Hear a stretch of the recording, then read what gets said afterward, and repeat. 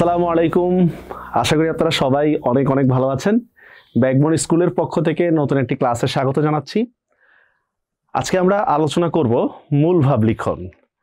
আজকের মূল ভাবটা বেশ ইন্টারেস্টিং। প্রতিটা ক্লাসে চেষ্টা করি ইন্টারেস্টিং বলার জন্য, কারণ পরীক্ষার হলে অবশ্যই কিন্তু আপনারা ইন্টারেস্টিং করে কিন্তু লিখবেন। আজকের ক্লাসের আলোচ্য বিষয় হচ্ছে ফেব্রুয়ারি 1969। দেখেন এখানে কিন্তু দুইটা বিষয় একত্র করা হয়েছে, একটা হচ্ছে ফেব্রুয়ারি, একটা হচ্ছে 1969। আমরা জানি 1952 সালে 21শে ফেব্রুয়ারি ভাষা আন্দোলন হয়েছে, ভাষা আন্দোলনে মানুষ শহীদ হয়েছে, এটা আমরা জানি। কিন্তু 1969 সালে তো এটা হয়নি। তাহলে 1969কে আনার কারণ কি? আসলে কারণটা হচ্ছে যেটা আমরা ভাষা আন্দোলনের অনুচ্ছেদে আলোচনা করেছিলাম, সেটা হচ্ছে 52 সালের আন্দোলনকে পুঁজি করে বা 52 সালের আন্দোলনে অনুপ্রাণিত হয়ে আমরা 54, 62, 66, 69, ইভেন মুক্তিযুদ্ধের সময় কিন্তু আমাদের 52 আন্দোলন মানে হচ্ছে প্রেরণা জুগিয়েছে। সেই প্রেরণার বিষয়টাই কিন্তু ফেব্রুয়ারি 1969 কবিতায় তুলে ধরা হয়েছে। আমরা যেখানে পাবো রফিকের, বরকতের কথা, আসাদের কথা, এই লাইনগুলো কিন্তু আমরা পাবো। দেখি আমরা শুরু করি ফেব্রুয়ারি 1969 কি কি রয়েছে। ফেব্রুয়ারি 1969 সংগ্রামী চেতনার কবিতা। এখন সংগ্রামী বলতে কি বুঝবেন? শুধু কি 1969 সালের সংগ্রামী?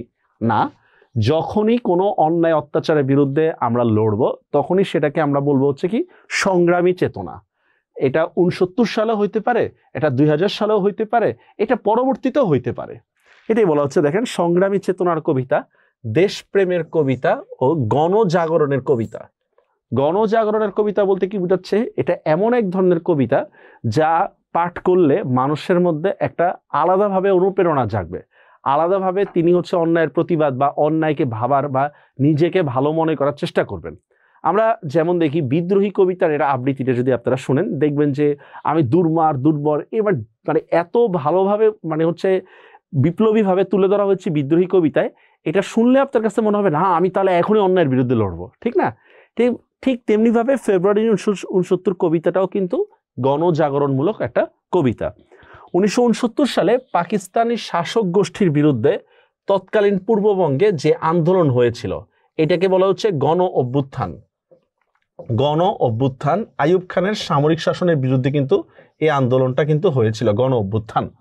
যে আন্দোলনের সূচনা ঘটেছিল সেই পটভূমিতে রচিত কবিতাটি।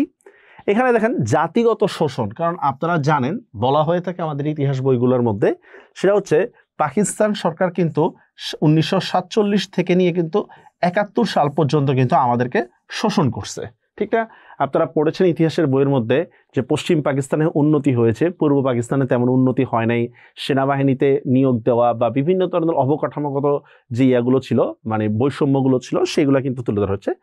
জাতিগত শোষণ ও নিপীড়নের বিরুদ্ধে। আচ্ছা, নিপীড়ন কিভাবে? আপনারা অবশ্যই পেয়েছেন। হচ্ছে 52 সালে বাংলা ভাষাকে রাষ্ট্রভাষা করার আন্দোলন যখন করা হয় তখন তারা কিন্তু এটা মেনে নেয়নি। পরবর্তীতে যদিও মেনেছে, কিন্তু যখন আমরা দাবি করেছিলাম তখন কিন্তু তা মানেনি। এদেশের জনসাধারণ মানে সাধারণ মানুষের স্বতঃস্ফূর্ত সংগ্রামী চেতনার অসাধারণ এক শিল্প ভাষা এখানে ফুটিয়ে তুলেছেন কবি। কি বলা হচ্ছে?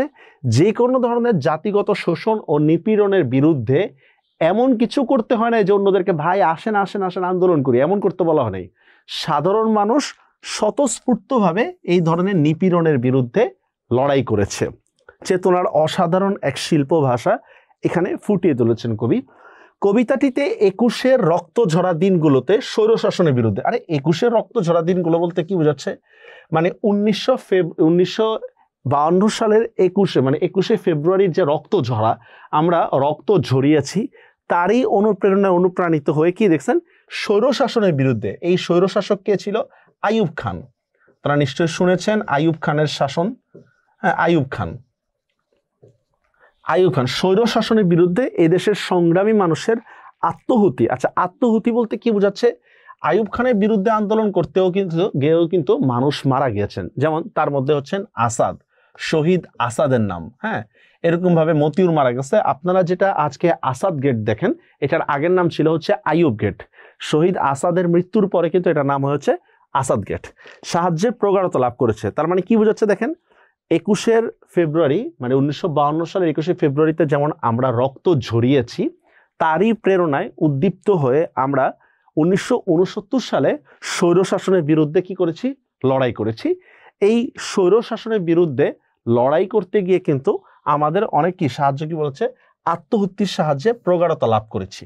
এই জন্য দেখবেন কবিতায় একটা লাইন আছে এরকম, এখনো দুঃখিনী মাতার অশ্রু জলে ফোটে ফুল বাস্তবের বিশাল চত্বরে, এরকম একটা লাইন আছে কিন্তু, যে আর বরকত বলে গাঢ় উচ্চারণে এখনো দুঃখিনী মাতার অশ্রু জলে ফোটে ফুল বাস্তবের বিশাল চত্বরে। এগুলো মানে কি, যে বরকতের মতো কেউ দীপ্ত কণ্ঠে স্লোগান দিয়ে বলে, কি বলে, যে দেখেন এখনো দুঃখিনী মাতার অশ্রু জলে, যার সন্তান মারা গেছে তিনি এই জন্য কাঁদতেছেন। ফোটে ফুল মানে বাংলা ভাষাটাকে আমরা পেয়েছি, যেহেতু 21শে ফেব্রুয়ারি মানে 52 সালের আন্দোলনের কারণে আমরা বাংলা ভাষাটাকে পেয়েছি। ফোটে ফুল বাস্তবের বিশাল চত্বরে, ফুল মানে হচ্ছে বাংলা ভাষা, সেই ফুল আমাদেরই প্রাণ।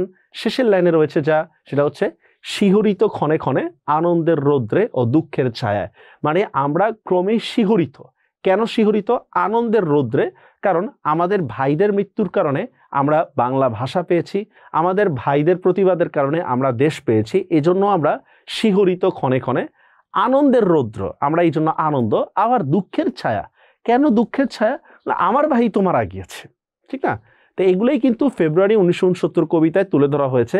প্রথম দিকে দেখবেন এরকম লাইন আছে, আবারও ফুটেছে দেখো কৃষ্ণচূড়া থরে থরে শহরের পথে, এভাবে। হ্যাঁ, তো তো মূল থিমটা আমরা কি বললাম, যে 1969 সালের সংগ্রামী চেতনার কথাটাই 19 ফেব্রুয়ারি 1969 কবিতা তুলে ধরা হয়েছে।